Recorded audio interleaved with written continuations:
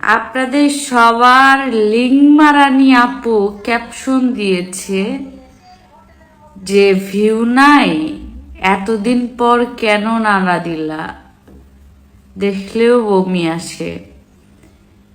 তো তোরে একটা কথা বলি, তুই তো ভাইরাল হইছিস হচ্ছে ওই যে লিঙ্ক, যাই হোক কি কি ভিডিও দিয়ে। তোর মতো কি সবাই, তোর মতো সবার ভিউ লাগে? হ্যাঁ, নষ্টা। তোরে দেখলে সবার ওই যে শশা বেগুন আছে না, ওগুলা ঢুকাইতে ইচ্ছা করে, বুঝছিস? নেক্সট টাইম আসিস লাগতে। আর একটা কথা বলি, তুই না বলছিস যে সামনে আসিস নাকি সামনে পড়িস, তুই না বাসার অ্যাড্রেস দিলি, আসলি না তো। আয় আয়, আসলে দেখতি তোর সেদার মধ্যে কয়টা কি ঢুকে। বদনারা যে আমাদেরকে অপমান করার জন্য লাইভে এসে বলছিল যে আমরা সাবলেট বসে থাকছি, আমাদের কি লজ্জা লাগে না? না ভাই, আমাদের একটু লজ্জা লাগে না। তোমার এই যে একটা ভুল আছে, আমি তোমার ভুলটা ধরে দেই। তুমি তো বলছো সাবলেট ভাড়া, যেখানে হচ্ছে 5 থেকে 7,000 টাকা লাগে একটা সাবলেট বাসা থাকতে ঢাকা শহরে।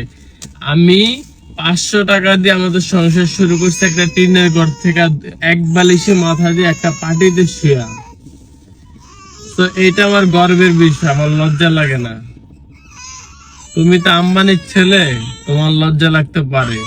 তুমি তো কোটিপতি, এটা দেশবাসী জানে, আমরা দেখে আসছি না, তুমি অনেক বড় কোটিপতি। জান্নাত তোহা বেশ অনেকদিন আগে রাজার মৌসুমীকে খোঁচা দিয়ে লাইভে এসে কথা বলেছিল, আর সেটারই রিপ্লাই দিল এবার বেবলি। আর তার পরবর্তীতে আবারও রিপ্লাই দিয়েছে জান্নাত তোহা। জান্নাত তোহা দাবি করে রাজার মৌসুমী জান্নাত তোহার নাম না নিলে তাদের সংসার চলে না।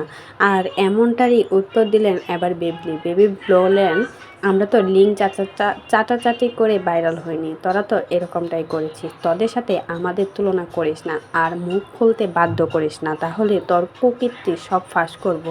আগে কী করেছিস না করেছিস সব কিছু এবার ফাঁস করে দেব। তাই মুখ বন্ধ আছি, বন্ধ থাকতে দে, তা না হলে তোদের খবর আছে। এমনটা এবার বেবলি লাইভে এসে জান্নাত তোহাকে হুমকি দিয়ে বললেন।